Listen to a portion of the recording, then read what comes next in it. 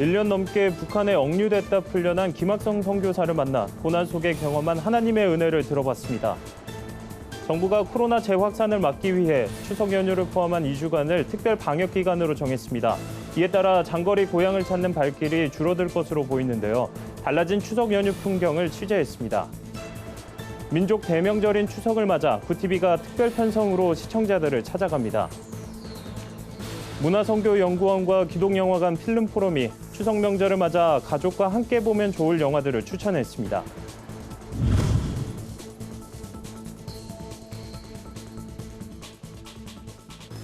여러분 안녕하십니까? 구티비 뉴스입니다. 3년 전 이유도 모른 채 북한 보위부에 체포됐다가 1년이 넘는 고초 끝에 풀려난 미국인 선교사 3명을 기억하실 텐데요. 송환 당시 트럼프 대통령이 직접 마중 나와 화제가 되기도 했습니다. 네, 이들 중엔 북한 선교를 꿈꾸던 한국계 미국인 김학송 선교사가 있었는데요. 모처럼 한국을 찾았다고 합니다. 오영근 기자가 만나봤습니다. 손으로 V자를 그리며 환하게 웃고 있는 이 남자. 3년 전 적대 행위를 했다는 누명을 쓴 채 북한에 억류됐던 김학송 선교사입니다. 조선족 출신으로 미국 시민권자이기도 한 김 선교사는 평양과학기술대학교 실험농장 관리자로 근무하던 도중 복음을 전했다는 이유로 퇴근길에 평양역에서 체포돼 수용소에서 1년 넘게 갇혀 지냈습니다. 미국 송환 당시 트럼프 대통령이 기내로 들어가 직접 맞이하면서 화제가 되기도 했습니다. 엄슬건설한 죄를 살아나갔다 갑자기 체포당한 거예요. 공화국 최고 존엄을 모독했다. 공화국 제도를 비하 중상했다.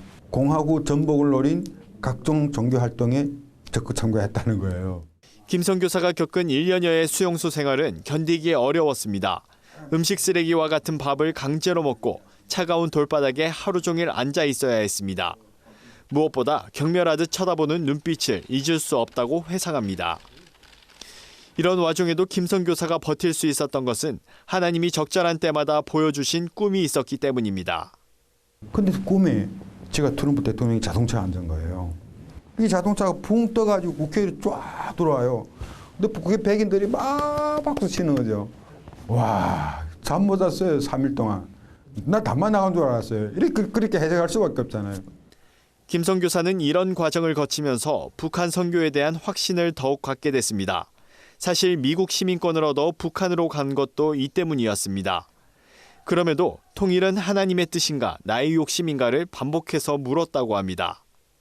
김 선교사의 이러한 질문은 어찌 보면 당연했습니다. 김 선교사는 조선족 출신 미국인으로 통일과는 크게 상관이 없기 때문입니다. 통일됐다 해서 나한테 뭐 돈이 채려집니까? 명예가 채려집니까? 돈이 채려집니까? 아무것도 없어요. 하나님 이름을 알리는 행위가 선교를 할 때 우리가 복음으로 통일됐을 때 믿지 않는 사람들이 저 코리안이 믿는 예수가 코리안을 통일시켰다. 이것이 제일 큰 선교라고 저는 믿습니다. 하지만 김 선교사는 70년 넘게 분단이 계속되면서 한국 사람 대부분이 통일에 회의적인 것을 안타까워했습니다. 통일이 돼야 북한의 복음을 전할 수 있는 진정한 선교 한국이 되기 때문입니다. 김 선교사는 통일은 하나님의 꿈이라며 북한의 모든 동포들에게 복음이 전해질 때까지 헌신하겠다고 밝혔습니다. 구티비 뉴스 오현근입니다. 정부가 코로나 재확산을 막기 위해 추석 연휴를 포함한 2주 동안을 특별 방역 기간으로 정했습니다. 이에 따라 장거리 고향을 찾는 발길이 줄어들 것으로 보이는데요. 집콕 추석이란 신조어까지 등장했습니다. 달라진 추석 연휴 풍경을 이정은 기자가 취재했습니다. 집안 거실 한가운데 텐트가 쳐져 있습니다. 아이들은 야외 캠핑장에 온 것 마냥 텐트 속에서 뒹굴며 즐거운 시간을 보냅니다. 추석을 앞두고 엄마와 아이들이 함께 송편을 빚기도 합니다. 코로나 때문에 어린이집도 못 가는데 이번 명절도 좀 심심하게 보낼 것 같아서 이렇게 집에서 송편도 만들고 애들이랑 놀려고 하고 있는데 애들이 되게 좋아해요. 예년 같으면 연휴를 맞아 나들이 계획에 한창일 테지만 이번 추석은 대체로 외출을 꺼리는 분위기입니다. 정부는 추석 연휴를 포함해 10월 11일까지를 특별 방역 기간으로 정하고 가능한 한 고향 방문 등을 자제해 줄 것을 당부했습니다. 실제로 서울 시민 3명 중 2명이 추석 연휴 기간 귀향 방문이 없다고 밝혔고 1박 이상 여행 계획이 있는 사람도 5.6%에 그쳤습니다.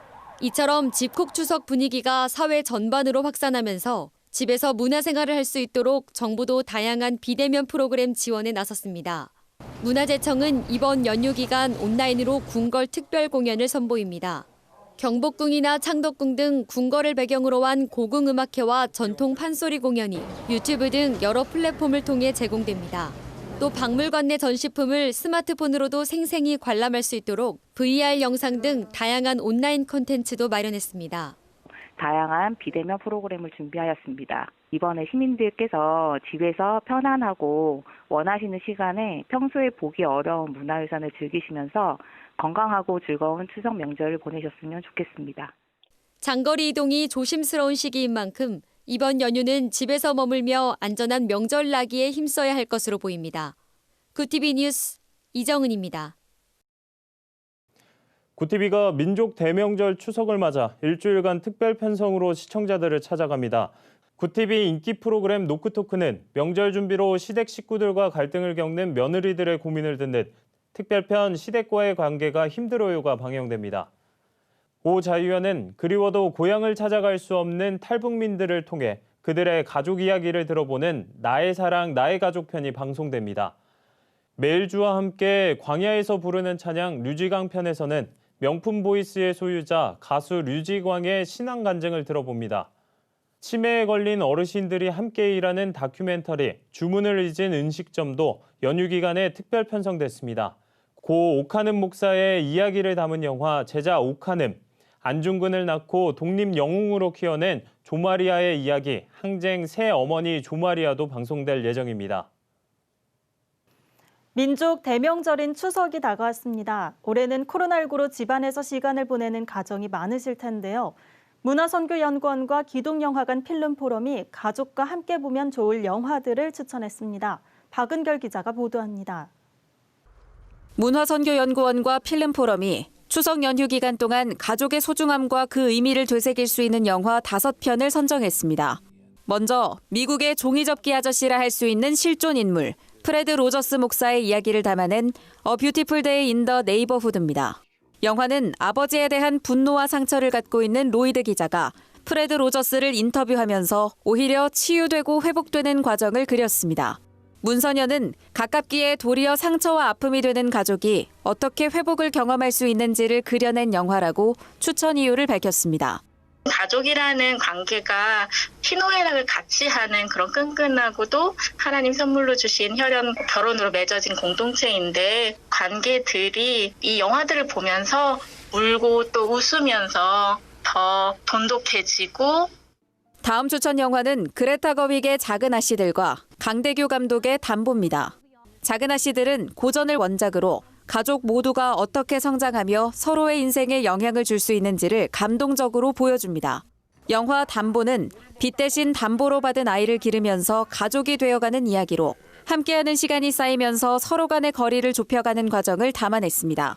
이 밖에도 아버지의 폭력으로 인한 트라우마를 은혜 안에서 회복하는 CCM 밴드 머시미의 보컬 바트 밀라드 이야기를 영화화한 I Can Only Imagine과 사랑하는 가족과 연인에 대한 그리움과 후회의 감정을 그린 먼 훗날 우리도 추천 목록에 올랐습니다. 신앙이라고 하는 중요한 기점을 통해서 서로를 이해하고 공존할 수 있는 중요한 의미들을 각각의 주제들에 맞춰서 전달해주고 있기 때문에 문선현은 추석 연휴 기간 가족과 함께 영화를 보며 사랑을 나누고 행복을 누릴 수 있으면 좋겠다고 밝혔습니다. 구티비 뉴스 박은결입니다.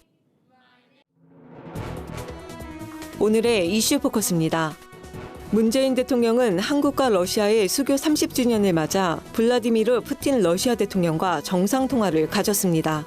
양국 정상의 직접 소통은 지난해 6월 일본에서 열린 G20 정상회의에서 가진 정상회담에 이어 1년 3개월 만입니다. 이번 정상통화에서는 양국의 실질 협력 증진 방안과 한반도 정세 등에 대해 의견을 교환한 것으로 전해졌습니다. 문 대통령은 어려운 여건에서도 한국은 한반도의 완전한 비핵화와 항구적 평화 정착을 위한 노력을 지속할 것이라며 러시아의 건설적 역할과 지지를 당부한다고 말했습니다. 2018년 우리나라 개인소득 최상위 0.1%가 중간소득자의 61배를 번 것으로 나타났습니다. 국세청 자료에 따르면 전체 개인소득자 2,325만 명의 연간 통합소득 총액은 824조 원이었습니다. 1인당 평균 3,545만 원 꼴입니다. 우리 국민이 100명이라고 가정할 때 중위소득은 2018년 기준으로 연간 2,411만 원이었습니다. 특히 최상위 0.1%에 해당하는 23,246명의 연간 통합소득은 총 34조 2천억 원으로 파악됐습니다. 1인당 14억 7,132만 원인 셈인데 중위소득자의 61배, 평균 소득의 42배를 번 것입니다. 구글은 구글 플레이를 통해 배포되는 앱 중 디지털 재화에 대한 인앱 결제를 제공하는 앱은 구글 플레이 결제 시스템을 사용해야 한다고 밝혔습니다. 구글 플레이에 새로 등록되는 앱은 내년 1월 20일부터, 기존 앱은 내년 10월부터 구글 플레이 인앱 결제가 의무 적용됩니다. 사실상 모든 결제 금액의 30% 수수료가 적용된다는 뜻입니다. 국내 모바일 콘텐츠 업계는 앱 통행세를 강제한다며 반발하는 분위기입니다. 전문가들은 인앱 결제와 수수료 30%가 강제되면 콘텐츠 업체는 수수료 부담을 소비자 가격에 반영할 가능성이 크다고 우려했습니다. 장기 이식 환자는 해마다 증가하는 데 비해 장기 기증자 수는 크게 모자라는 것으로 나타났습니다. 더불어민주당 남인순 의원이 보건복지부로부터 제출받은 국정감사 자료에 따르면 지난해 장기 이식을 기다리는 환자 수는 4만 252명에 달했습니다. 뇌사 판정을 받고 장기 기증을 결정한 사람 410명에 비하면 턱없이 부족한 실정입니다. 지난 5년간 장기 기증자 추이를 살펴보면 2017년에 515명, 2018년 449명으로 집계돼 전반적인 감소세를 보이고 있습니다. 국가 독감 예방접종 중단 사태를 야기한 백신 상온 노출 사고 이전에도 백신 온도가 국내에서 부실하게 관리되던 것으로 드러났습니다. 더불어민주당 신현영 의원은 보건소와 민간병원 86곳 중 30.3%인 26곳에서만 백신을 적정한 온도에서 보관해왔다고 밝혔습니다. 의료용이 아닌 가정용 냉장고를 쓰는 경우도 허다했습니다. 보건소 38곳과 민간병원 2,200곳을 대상으로 냉장고 현황을 조사했는데 보건소에서는 의료용이 84.2%, 가정용이 13.2%였고 민간병원에서는 의료용이 25.4%, 가정용이 40.7%인 것으로 파악됐습니다. 추석 연휴 기간 전국 5개 보훈병원의 응급실이 운영됩니다. 국가보훈처는 중앙, 부산, 대구, 대전, 광주, 전국 5개 보훈병원의 응급실 근무 인원을 보강해 24시간 운영한다고 밝혔습니다. 전국 지정 위탁병원 328곳도 지역별로 응급실을 정상 운영합니다. 보훈병원 응급실과 응급실을 운영하는 위탁병원 명단은 보훈처 누리집이나 보훈병원 누리집에서 확인할 수 있습니다. 구TV 뉴스 천보라입니다. 구TV 월드와이드입니다. 중국 국가종교국이 중국 기독교는 외국 세력의 통제와 영향에서 완전히 벗어난 상황이라고 주장했습니다. 왕좌한 국가종교국 국장은 최근 상하이에서 열린 3자 애국운동 70주년 기념식에서 중국 기독교계가 시진핑 국가주석의 주요 발언을 학습하고 기독교의 중국화 추진을 주 업무로 삼기 바란다고 말했습니다. 중국은 시 주석 집권 이후 종교 통제와 종교의 중국화를 강화하고 있으며 종교 조직이 당과 정부의 뜻에 철저하게 순응할 것을 요구하고 있습니다. 미국 캘리포니아에서 생물학적 성별이 아닌 재소자 본인이 희망하는 성 정체성에 따라 수감한다는 내용의 법안이 발효됐습니다. 이에 따라 여성에서 남성으로 성전환 수술을 한 재소자가 자신의 성 정체성으로 남성을 제시할 경우 남자 교도소로 수감될 수 있게 됐습니다. 이 같은 법안은 동성애 옹호로 인한 역차별과 사회 혼란을 야기할 수 있다는 우려에도 불구하고 성소수자 보호를 오히려 강화해야 한다는 명분으로 통과됐습니다. 국제올림픽위원회와 대회조직위원회가 내년 7월 열리는 2020년 도쿄올림픽 개최 비용을 줄이는 방안을 발표했습니다. 위원회는 선수를 제외한 대회 관계자, 개폐회식 초청 대상의 참가 규모를 10%에서 20% 줄이는 한편 경기장 장식이나 화려한 퍼포먼스도 축소하기로 했습니다. 선수단을 위한 회의와 각종 수속은 온라인화하는 방안을 검토 중입니다. 일본 내 성화봉송은 원래 계획대로 121일간 진행하되 운영 인력과 관계 차량은 줄일 것으로 보입니다. 인도에서 곰돌이 푸 캐릭터로 시진핑 중국 국가주석을 조롱하는 애니메이션이 나와 화제입니다. 이 영상은 인도 영문지인 인디아 투데이의 정치풍자 애니메이션 코너에서 소개됐습니다. 영상에서 시 주석은 인도의 반중 정서에 반격하려 헐크로 변신을 시도하지만 하자가 있는 중국산 제품 때문에 뜻을 이루지 못하고 곰돌이 푸가 된다는 내용을 담고 있습니다. 영상은 인도와 중국이 국경 문제로 갈등을 지속하는 상황과 인도 내 반중 정서가 심화된 가운데 나왔습니다. 사우디아라비아가 코로나19 대유행으로 중단했던 비정기 성지 순례를 10월부터 단계적으로 재개하기로 했습니다. 사우디는 1단계로 10월 4일부터 하루 6천 명의 시민과 국내 거주자에게 성지 순례를 허용했고 외국 거주자는 11월 1일부터 참여할 수 있게 했습니다. 움라라고 불리는 이슬람 성지 순례는 이슬람력 12월에 행해지는 정기 성지 순례 하지와 구별되며 연중 시기를 정하지 않고 상시 행해집니다. 굿TV 뉴스 김민주입니다. 글로벌 선교 방송단과 함께하는 교계 소식을 진은희 기자가 보도합니다. 예장통합 제105회 신정우 총회장 취임 감사 예배가 지난 27일 부총회장 류영모 목사 인도로 전주 동신교회에서 열렸습니다. 신 총회장은 가장 어려울 때 부족한 저에게 맡기신 이유를 생각해 솔로몬처럼 지혜를 구하고 나아갈 것이라며 한국교회 및 교단의 회복과 성장을 위해 노력할 것을 다짐했습니다. 부의경본부에서 보내온 소식입니다. 부산 사상구 장애인 복지재단과 사회복지법인 주는사랑 복지재단이 추석을 맞아 한가위 푸드박스 나눔 행사를 개최했습니다. 이번 행사는 은혜록교회, 사상교회, 양문교회 등 10개 교회가 후원했습니다. 이날 행사에선 저소득, 중증장애인 등 명절나기가 어려운 이웃들에게 3,000개의 푸드박스를 선물했습니다. 유니세프 한국위원회는 지난 25일 2020 아동권리 포럼 온택트 시대 온라인에서의 아동권리 포럼을 주최했습니다. 이번 포럼은 코로나19로 어린이들의 온라인 노출 시간이 늘어난 가운데 온라인 아동 성착취 학대를 예방하고 아동권리 보호와 참여 방안을 모색하기 위해 마련됐습니다. 포럼은 유튜브로 진행됐으며 정부기관과 아동단체, 지역 아동센터 관계자 1,200여 명이 참여했습니다. 밥상공동체와 연탄은행은 서울 노원구 백사마을에서 26일 2020 서울연탄은행 재개식을 열었습니다.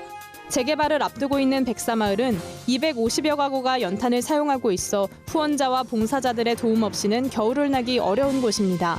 이번 행사에는 코로나19로 가정집을 방문하는 만큼 철저한 방역수칙을 준수하며 가급적 대면하지 않고 연탄을 전달했습니다. 굿TV 뉴스 진은입니다. 정부가 이번 추석 연휴를 특별 방역 기간으로 정하고 고향 방문을 가능한 자제해 줄 것을 당부했습니다. 이번 연휴가 코로나 재확산 여부를 가늠할 분수령이 될 것으로 전망되는데요. 고향에서 함께하지는 못해도 마음만은 멀어지지 않는 명절이 될 수 있기를 바랍니다. 네, 이상으로 뉴스를 마칩니다. 오늘도 함께해 주신 여러분 고맙습니다.